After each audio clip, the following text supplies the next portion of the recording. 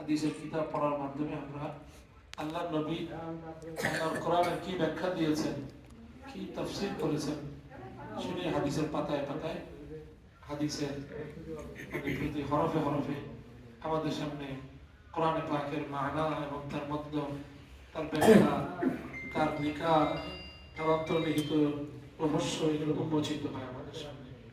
তো এই জন্য আমরা যখন হাদিসের ব্যাখ্যার মাধ্যমে কোরআন শিখি, তার একটা আনুষ্ঠানিকতা সমাপ্তির ক্ষেত্রে দোয়ার জন্যই আয়োজন করা হয়। তো খুব লম্বা আলোচনা করার অবকাশ এখন নেই। আমরা একটা প্রোগ্রাম সেরে ঢাকার পথে যাত্রা করেছি, এর মধ্যে আপনাদের সাথে বরকতময় অনুষ্ঠানে কিছু সময়ের জন্য দেখা হয়ে গেল। অল্প কয়েকটা কথা আমি আপনাদের সম্মুখে আলোচ করতেছি। এখানে বুখারী রাহমাতুল্লাহ আলাইহি যে অধ্যায়ের মাধ্যমে এখানে কিতাবটা শেষ করতেছেন, সেটা হলো যে মানুষের আমল এটা পরিমাপ করা হবে। মানুষের আমল, মানুষের কওল এটা পরিমাপ করা হবে। এটা মূলত ইমাম বুখারী এই বাবটা কায়েম করেছেন আকীদার বাব হিসেবে, একটা আকীদাকে সাবিত করার জন্য। সেটা হলো আল ওয়াজন হক।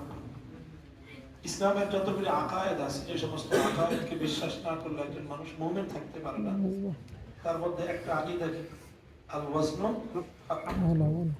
আল জান্নাতু যেরকম হাক্কুন, আন নারু হাক্কুন, আযাবুল কবরি হাক্কুন, আল মালায়েকাতু হাক্কুন, কুতুবুল্লাহি তাআলা হাক্কুন, আর রাসূল হাক্কুন।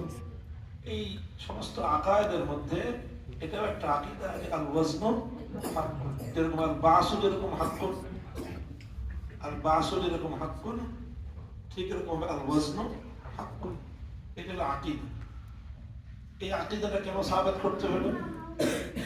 কারণ ইসলামের মধ্যে সর্বপ্রথম, উম্মতের মধ্যে সর্বপ্রথম যেই বেদাত উম্মতের মধ্যে ইজাদ হয়েছে, সেটা আমলের বেদাত না, সেটা আকীদার বেদাত। সেটা কি আকীদার বেদাত। যে তাকদীরের অস্বীকার করা, মানুষকে খালেকে আফআল সাব্যস্ত করা, এগুলি সব আকীদার বেদাত। এই আকীদার বেদাত এগুলো বেশি বড় বেদাত, বেশি বড় গোমরাহি। আমলের বেদাত ঈমানের তুলনায় আমলের যেরকম গুরুত্ব যতটুকু, আমলের তুলনায় ঈমানের গুরুত্ব যত বেশি, বেদাত ফিল আমলের চেয়ে বেদাত ফিল আকীদা ভয়ঙ্করতা এবং তার যে ক্ষতিকর এবং সেটা যে মানে মারাত্মক বিষয়টা তত বেশি গুরুতর। তো এরকমই সেই যুগে একটার পর একটা বাতিল আকীদা এবং আকীদার এই ধরনের গুমরাহি উম্মতের মধ্যে নানাভাবে ছড়ানো হয়েছে। সেই সমস্ত গুমরাহির মধ্যে যে সমস্ত বিদআত ফিল আকীদা ইজাদ হয়েছিল, তার মধ্যে এটাও একটা ছিল যে মুনকিরিনে ওয়াজন। মুনকিরিনে ওয়াজন, ওজন অস্বীকার করে। মানুষের মধ্যে একটা প্রবণতা আছে নানা জিনিসকে অস্বীকার করে, আর যেখানে মুনকিরিনে হাদিস আছে, হাদিসই অস্বীকার করে এক করেই গেছে। সেখানে তো মুনকিরিনে ওজনকে অস্বীকার করা তো তার চেয়ে অনেক হালকা জিনিস। তো এই ওজন অস্বীকারী একটা ফেরকা ছিল, এবং ওজন অস্বীকার করাটা তো এটা মানে স্বাভাবিক যুক্তির বিবেচনায় এত সহজ।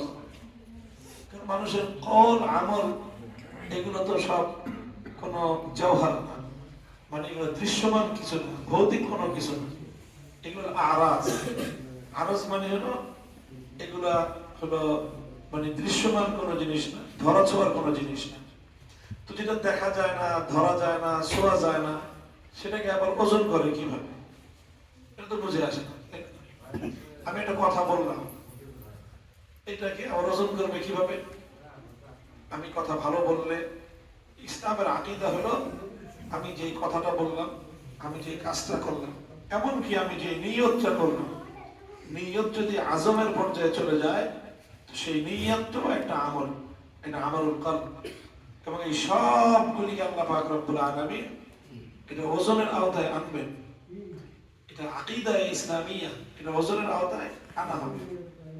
স্বাভাবিকভাবেই যারা দুনিয়া যুক্তিবিদ, তারা তো প্রশ্ন করবে যে ওজন হবে কিভাবে? ওজন হবে